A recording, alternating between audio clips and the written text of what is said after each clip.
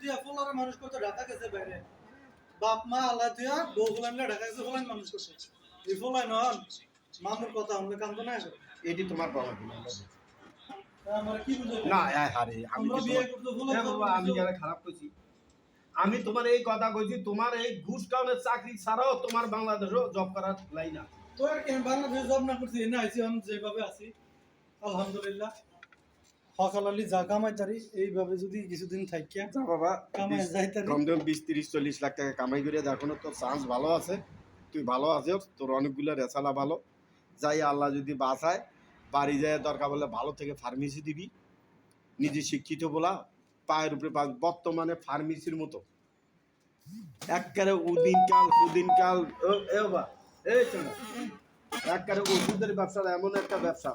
Udine 12 মাস চেংরা এই চেংরা হ্যাঁ